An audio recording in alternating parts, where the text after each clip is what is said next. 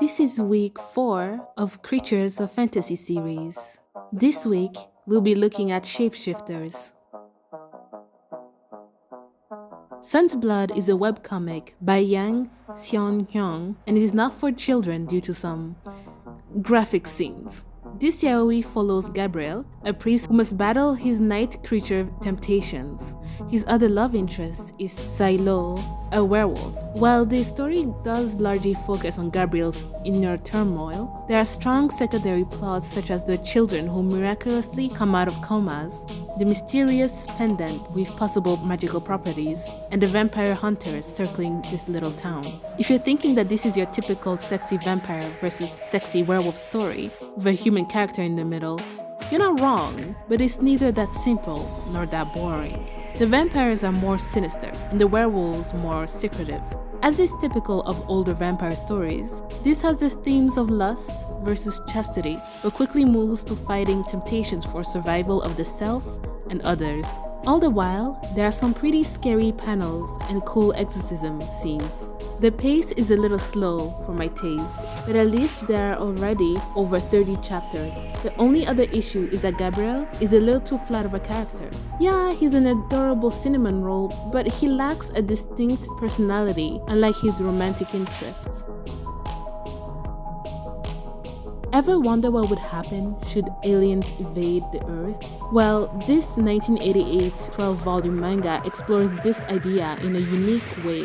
Shinichi Izumi is the centerpiece of this story, filled with body horror, action, and intrigue. This manga does a lot and well. Though the art is definitely from the late 80s, it does not downgrade the manga, and the recent anime does it justice. So once you're done reading, get with the watching. Hitoshi Iwaaki's approach to an alien invasion is a breath of fresh air.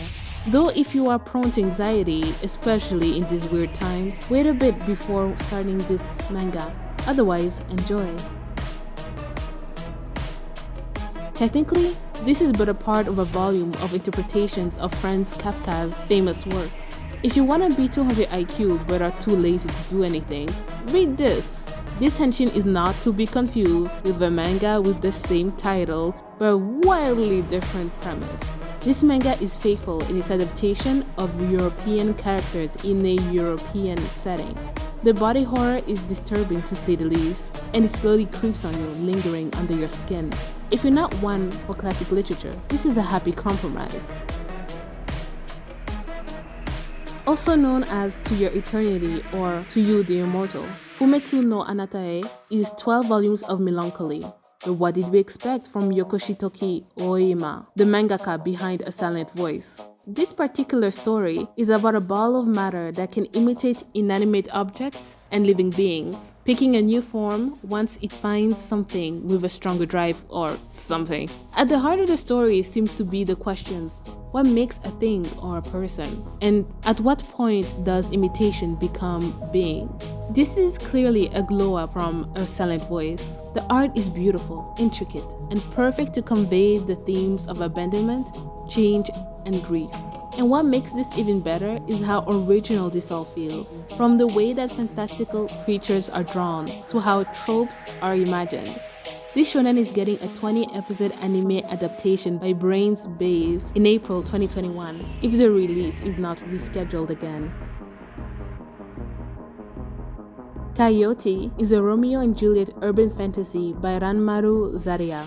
Coyote, a werewolf, meets Joshua, a pianist, and they get in a bit of a whirlwind romance. However, Joshua is from a family of gangsters that kill werewolves. As you can imagine, there are plenty of lies and revenge plots. First off, if you are hoping for an Omegaverse story, this isn't it.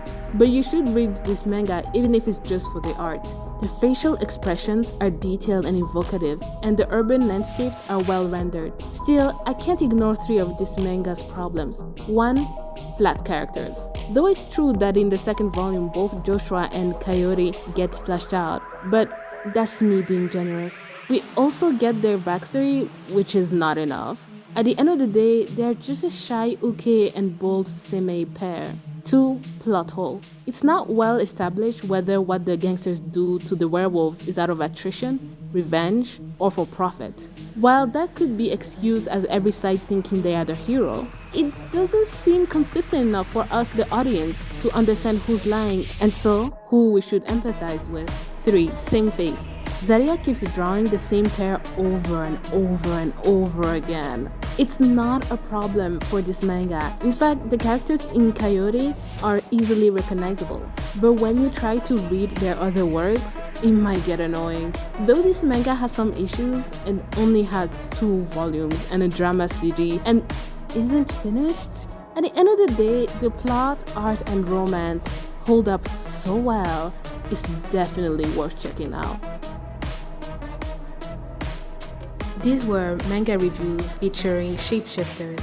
Next week will be the last of our Creatures of Fantasy series installments. We'll be looking at the undead. Next week, we'll be...